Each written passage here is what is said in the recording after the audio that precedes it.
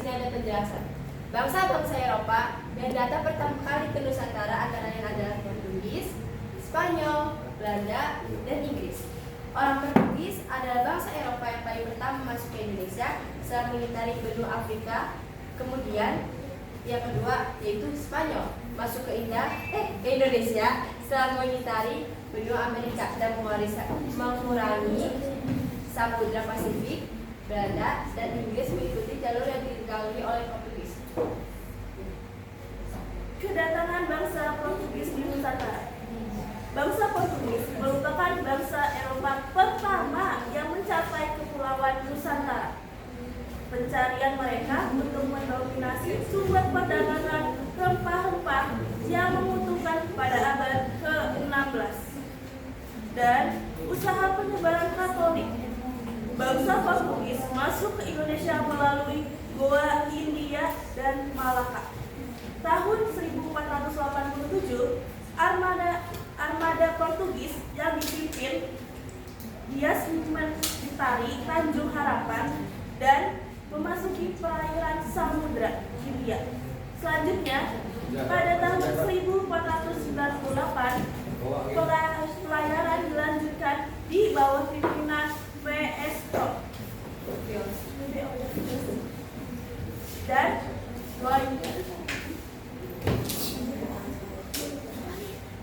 kedatangan Spanyol di Nusantara. Bangsa Spanyol tertarik melihat keberhasilan bangsa Portugis menemukan jalur pelayaran menuju daerah asal rempah-rempah. Semangat untuk menjelajahi samudra, khususnya untuk mencari jalur pelayaran ke Asia, terus dilakukan oleh bangsa Spanyol.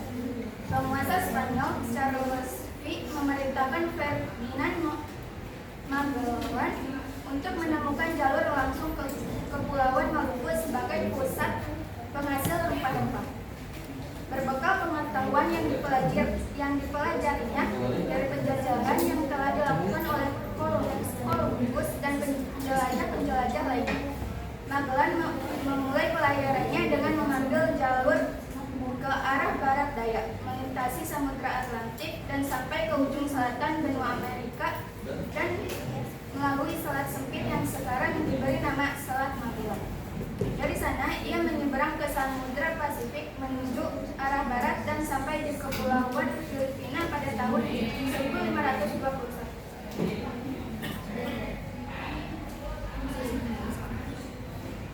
Kedatangan bangsa Belanda di Nusantara. Orang Belanda pertama kali masuk ke Nusantara pada tahun 1596. Berpuluh-puluh tahun setelah kedatangan Portugis dan Spanyol, usaha pencarian rempah oleh Belanda dipengaruhi oleh dominasi Spanyol dan Portugis, dua bangsa penguasa terbesar pada masa itu. Awalnya Belanda membeli rempah-rempah dari Lisbon, Portugal. Namun sejak Spanyol menguasai wilayah Belanda, mereka dilarang menerima rempah dari Portugis.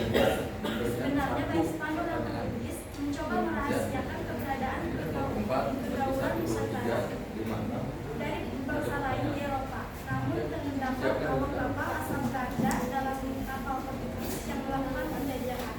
Orang-orang inilah yang membuat catatan terperinci tentang seluk-beluk strategi, kelebihan dan kekurangan pelayaran yang dilakukan Portugis. Kedatangan pertama, 4 kapal Belanda yang dipimpin Kolonel De Putman tiba di pelabuhan Banten pada 27 Juni 1566. Praktik kolonialisme Belanda di Nusantara sudah dimulai. Dan Kolonel De Putman adalah pembuka jalannya dari Banten. Rombongan ini memeriksa pelayaran ke arah timur dengan menyusuri pantai utara Jawa hingga ke Bali. Kolonel menjadi salah satu orang paling berpengaruh, namun Kolonel De Putman dikenal sebagai kapten kapal yang berperilaku buruk. Semula kedatangannya diterima oleh orang-orang Nusantara dengan tangan terbuka, namun pulangnya mengubah relasi itu menjadi perseteruan dan peperangan. Kedatangan kedua, keberhasilan rombongan De Putman kembali mendorong pelayaran lain dari Belanda menuju wilayah Nusantara pada tahun 1598.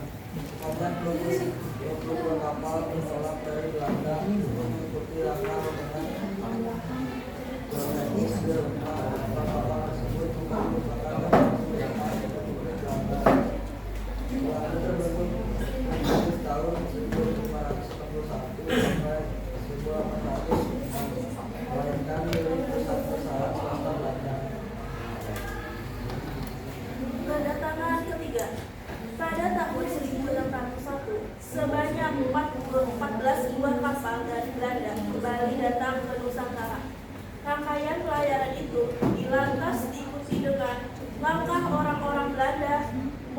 memonopoli perdagangan rempah di sejumlah daerah Nusantara.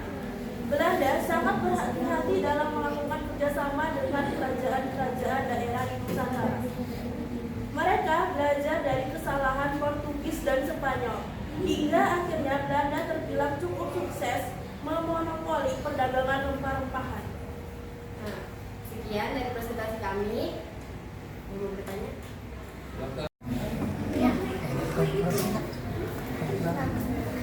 Saya Said Al-Rasid dari kelompok 6 ingin bertanya, apa latar belakang bangsa Eropa datang ke Indonesia?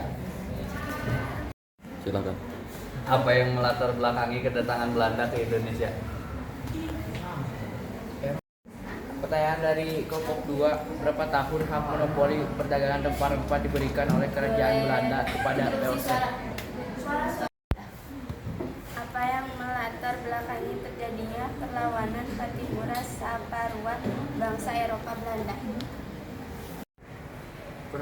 Perkenalkan, nama saya Muhammad Rizky dari kelompok 5. Saya akan bertanya, apa tujuan kedatangan Inggris ke Indonesia? Oke, terima kasih buat pertanyaan-pertanyaan kalian. Yang pertama, saya akan menjawab pertanyaan dari Said. Apa yang melatar belakangi bangsa Eropa datang ke Indonesia? Bangsa Eropa datang ke Indonesia itu bertujuan hanya sekedar berdagang dan mencuri rempah-rempah. Oke, untuk pertanyaan kedua, saya izin menjawab. Apa latar belakang bangsa Belanda? Yaitu mencari kekayaan, monopoli perdagangan, dan mencari daerah jajahan. Pertanyaan ketiga dari kelompok 2, VOC telah diberikan hak monopoli terhadap perdagangan dan aktivitas kolonial di wilayah tersebut oleh Parlemen Belanda pada tahun 1602.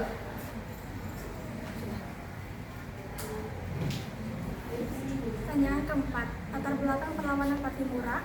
Semakin diperketatnya kebijakan monopoli perdagangan, pelayaran Hongi, dan kerja paksa yang membuat rakyat Maluku semakin menderita. Pernyataan kelima, apa tujuan Inggris datang ke Indonesia? Yaitu untuk melakukan perdagangan rempah-rempah dengan orang Indonesia.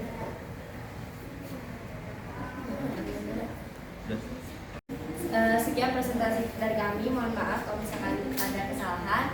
Kami pamit undur diri. Wassalamualaikum warahmatullahi wabarakatuh.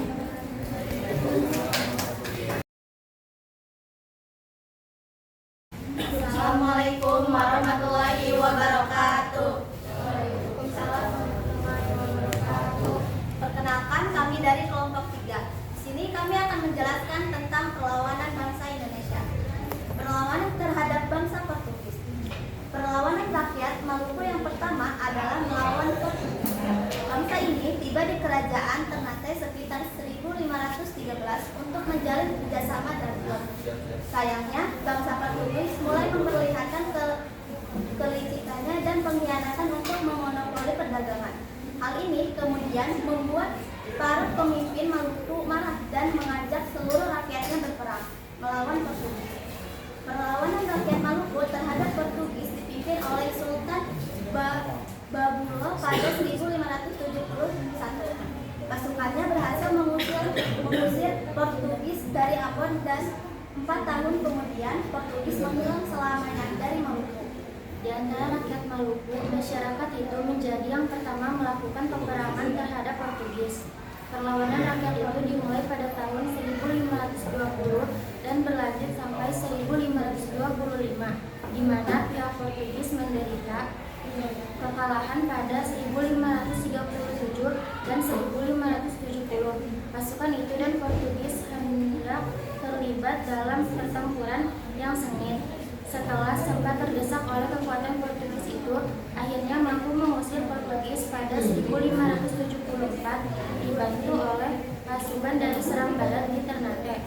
Salah satu tokoh perlawanan yang paling terkenal adalah Sultan Hairun yang memulai melakukan serangan pada 1565. Sultan Hairun terus menggempur benteng-benteng Portugis hingga membuat kedudukannya terdesak. Portugis menangkap dan mengasingkan Sultan Hairun di sebuah benteng. Timbul kekacauan pada 1570. Sultan harus ditipu dengan diam-diam dibunuh di benteng São Paulo de memicu perlawanan lanjutan yang lebih besar dari rakyat Maluku. Di bawah pimpinan Sultan Babulo, putra Sultan Hairun, Sultan Babulo segera mengepung benteng dan mengirimkan armadanya ke Ambon untuk memburu Portugis. Strategi ini efektif membuat bangsa Portugis menyerah dan angkat kaki dari Ternate pada 28 Desember 1577. Namun Portugis masih dapat menguatkan kekuatan dan kekuasaannya di Ambon untuk sementara waktu. Pada 1605, Portugis akhirnya meninggalkan Maluku dan menetap di Pulau Timor hingga 1970. Perlawanan terhadap bangsa Spanyol. Selanjutnya pada 1521 Spanyol mengikuti jejak Portugis dengan mendarat di Tidore. Seiring berjalannya waktu, kekuatan Portugis dan Spanyol semakin meluas. Di daerah Sulawesi, kedua bangsa Eropa ini berhasil memasuki daerah utara Sulawesi, tempatnya wilayah Minahasa. Itikat baik dari rakyat Minahasa disalahgunakan oleh Spanyol, juga niat kaum misionaris mereka dalam menyebarkan agama.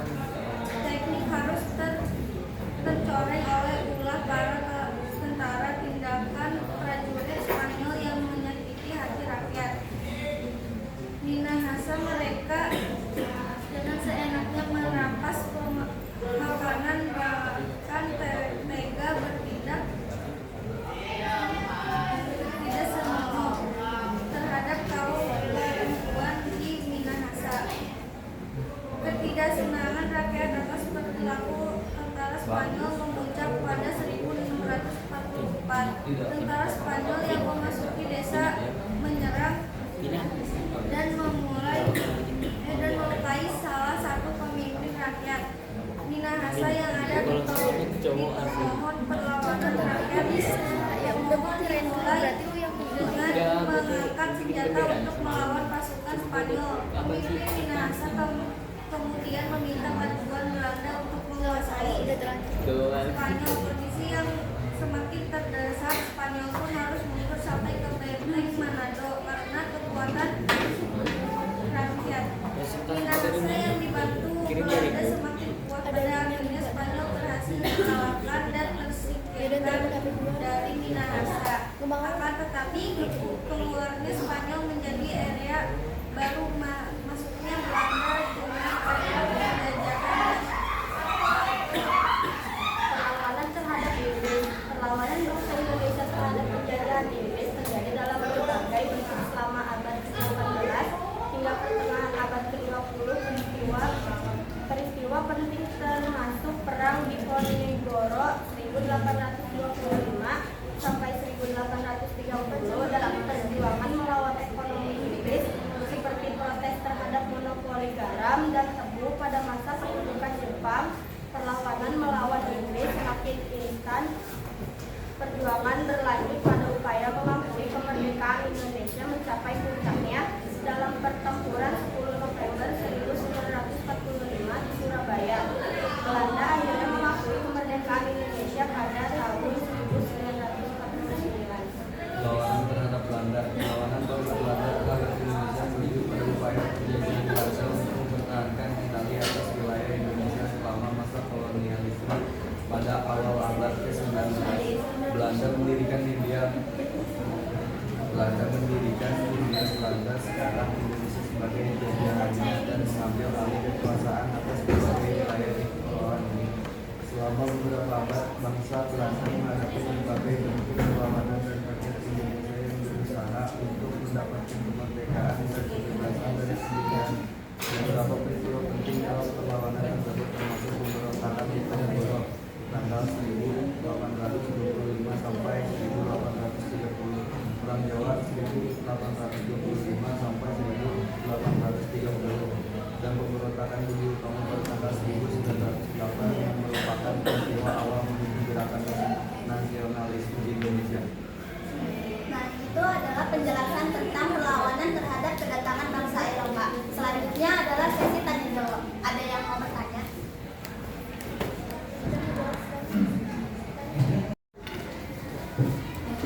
Ada nggak sih dampak positif dari perlawanan bangsa Eropa atau Portugis ke Indonesia? Assalamualaikum warahmatullahi wabarakatuh. Saya dari kelompok 4. Pertanyaannya, perlawanan rakyat Minahasa selama periode 1617 sampai 1645 dipicu oleh kebijakan yang diterapkan Spanyol, yaitu.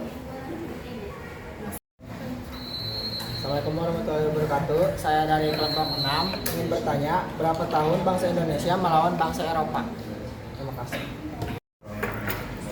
Perkenalkan, nama saya Rita Ansari dari kelompok 5. Saya ingin bertanya, apa yang melatar belakangi kedatangan Belanda ke Indonesia? Jelaskan terjadinya perlawanan Aceh kepada Portugis. Saya akan menjawab pertanyaan dari kelompok 1. Jawabannya ada, yaitu 1. Pendidikan yang baik, 2. Militer Indonesia yang modern, 3. Pembangunan infrastruktur yang menyeluruh. Saya izin menjawab dari kelompok 4.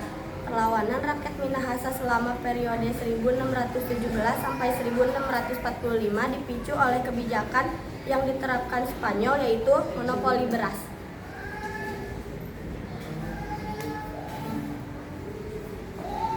Saya akan menjawab pertanyaan dari kelompok 6. Portugis melawan Indonesia selama 86 tahun, Belanda selama 350 tahun, Prancis selama 5 tahun, Spanyol selama 8 tahun. Saya akan menjawab pertanyaan dari kelompok 5. Yang melatar belakangi Belanda ke tanah Indonesia adalah karena kota Konstantinopel kejauhan ke tangan bangsa Turki pada 1453 Masehi, sehingga rempah-rempah di Eropa menjadi mahal karena jumlahnya dibatasi oleh Turki. Hal inilah yang membuat bangsa-bangsa Eropa berusaha mencari ke dunia timur. Saya akan menjawab pertanyaan dari kelompok 2.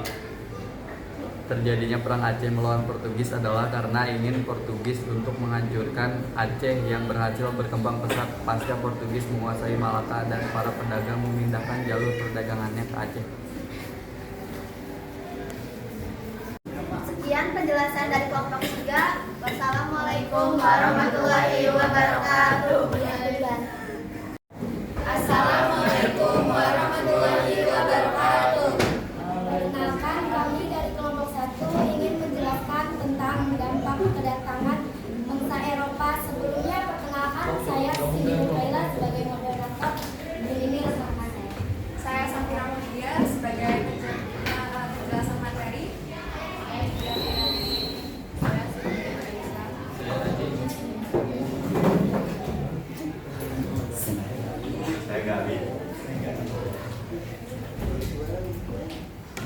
Di sini sebenarnya saya ada kedatangan bangsa Eropa Portugis yang diadakan oleh Bangsa Eropa yang pertama kali datang ke Indonesia adalah Portugis. Latar belakang perdagangan Portugis ke Indonesia adalah menguasai perdagangan rempah-rempah yang sangat berharga, terutama kepiting dan pala yang banyak tumbuh di wilayah Maluku dan sekitarnya. Pada saat itu, rempah-rempah merupakan komoditas yang sangat penting dan memiliki nilai yang sangat tinggi di Eropa karena digunakan sebagai bumbu penyedap makanan, pengobatan, dan pengawet makanan. Sebelum kedatangan Portugis, perdagangan rempah-rempah di Indonesia didominasi oleh pedagang Arab dan Tiongkok. Namun pada abad ke-15, Portugis mulai mencari jalan baru untuk mencapai sumber rempah-rempah langsung dari sumbernya, yaitu Maluku. Mereka ingin memotong jalur perdagangan yang selama ini melibatkan pedagang Muslim dan Hindu yang menguasai laut dari India ke Asia Tenggara. Selanjutnya ada kedatangan bangsa Eropa Spanyol yang akan bertemu saya. Awal mula pelayaran yang dilakukan Spanyol untuk mencapai Indonesia, Spanyol merupakan salah satu negara Eropa yang pernah datang ke Indonesia untuk melakukan penjajahan, menguasai rempah-rempah, dan menduduki wilayah Nusantara. Ekspedisi yang dilakukan oleh kerajaan Spanyol ini didukung oleh pemerintahannya untuk menemukan sumber rempah-rempah baru.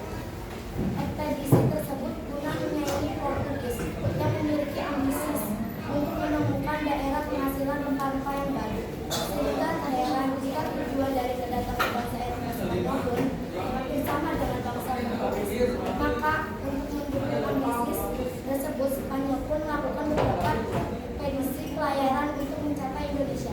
Pelayaran tersebut dilakukan oleh penjelajahan berbeda, yakni Christopher Columbus dan Ferdinand Magellan.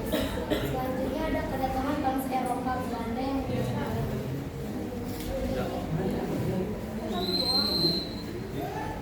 Kedatangan bangsa Belanda di Nusantara.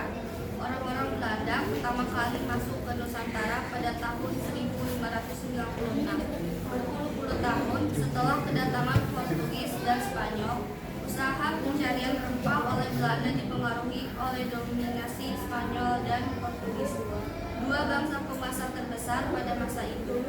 Awalnya Belanda membeli rempah-rempah dari Lisbon, Portugal, namun sejak Spanyol menguasai wilayah Belanda, mereka dilarang menerima membeli rempah dari Portugis. Sebenarnya, baik Spanyol maupun Portugis mencoba merahasiakan keberadaan Kepulauan Nusantara dari bangsa lain di Eropa. Namun terdapat awak kapal asal Belanda dalam kapal Portugis yang melakukan penjelajahan. Orang-orang inilah yang membuat catatan berprediksi tentang seluk-beluk strategi kelebihan dan kekurangan pelayaran yang dilakukan oleh Selanjutnya ada kedatangan bangsa Eropa, Inggris yang akan dibacakan oleh saya. Bangsa Eropa yang paling akhir masuk ke Nusantara adalah Inggris. Pada waktu itu, Nusantara sudah dimonopoli oleh orang-orang Belanda.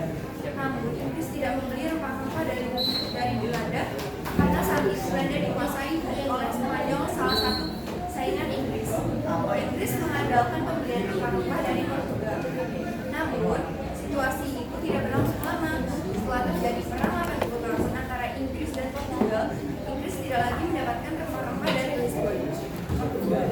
Orang-orang Inggris mulai melakukan pelayaran ke timur untuk mencari rempah-rempah. Lalu Inggris mengikuti jalur Portugis dan tiba di India. Inggris kemudian berupaya memperkuat kedudukannya di India dengan membentuk perusahaan dagang bernama East India Company pada tahun 1400. Selanjutnya ada dampak bangsa Portugis yang akan dibacakan. Dampak bangsa Portugis. Kedatangan bangsa Portugis membawa dampak atau pengaruh lain bagi Indonesia dalam bidang kebudayaan, yaitu 1. Berkembangnya agama Kristen Katolik di Maluku yang disebarkan oleh Franciscus Saveri. 2. Berkembangnya musik keroncong berasal dari Portugis. 3. Peninggalan bangunan yang berupa benteng-benteng Portugis. 4. Nama orang Indonesia menggunakan nama Portugis. 5. Benda-benda peninggalan Portugis berupa Indonesia. Selanjutnya ada dampak Spanyol yang akan dibacakan oleh Portugis.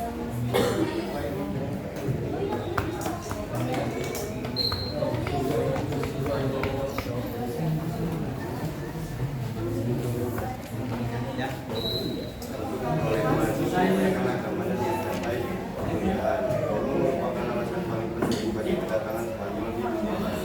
Sejauh Columbus, emas sangat terbatas dengan sangat kaya akan ditentukan oleh jumlah emas di Indonesia. Columbus ingin memiliki bukti bahwa dunia belum bulat dan dia bisa berlayar dengan kekayaan besar India untuk kembali ke negaranya.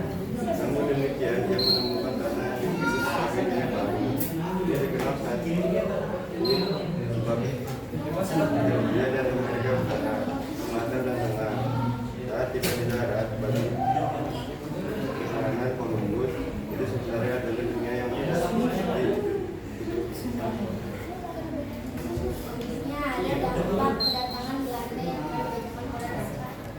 Dampak kedatangan Belanda. Sejarah Belanda atas Indonesia mengakibatkan kekuasaan periode di Indonesia saat itu. Selain itu, kedudukan dan perekonomian penguasa pribumi juga melemah pada masa pemerintahan Belanda. Dan selanjutnya terakhir ada dampak bangsa Inggris yang akan dibacakan oleh saya.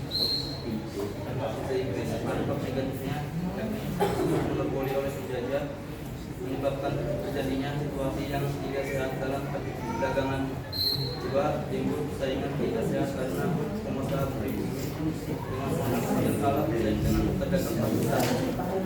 Juga bukan pada sistem sewa tanah sangat memberatkan dan membuat rakyat makin miskin. Baik, sebelum saya akhiri, ada yang ingin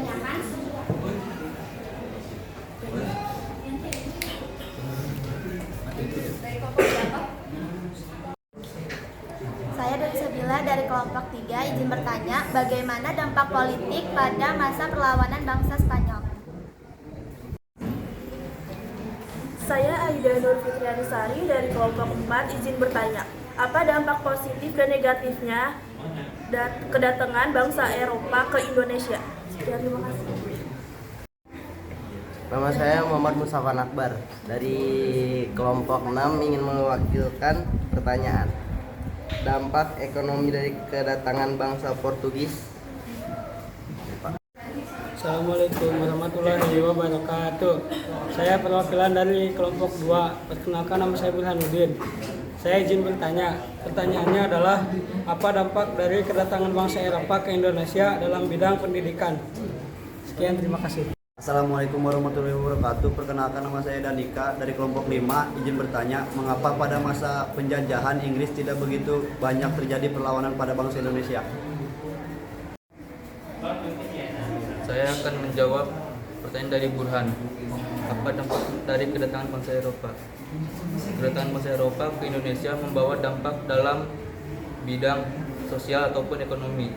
Salah satu dampak dalam bidang sosial adalah munculnya masyarakat yang menganut agama Katolik dan Kristen Protestan. Kedatangan Portugis yang membawa semangat tinggi memengaruhi penyebaran agama Kristen dan Katolik di Indonesia.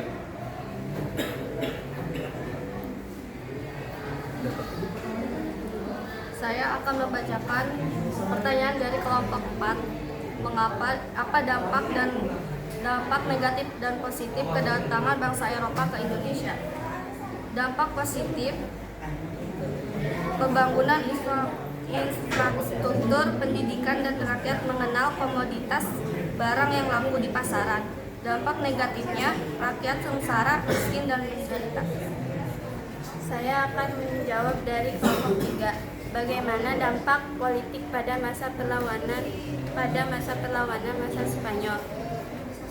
Dampak politik penjajahan Spanyol menghasilkan pemusatan kekuasaan politik, menciptakan sistem kolonial, dan menciptakan pelembagaan Spanyol. Saya izin menjawab pertanyaan dari Abai dari kelompok 6. Dampak ekonomi dari kedatangan bangsa Portugis. Tingkat kesejahteraan masyarakat Indonesia di Pulau Jawa menurun sehingga laju pertumbuhan penduduknya menurun pula. Rakyat sangat tertekan dengan pemberlakuan sistem perpajakan yang memberatkan. Banyak rakyat yang kehilangan tanahnya lantas menjadi para buruh dengan upah kerja rendah.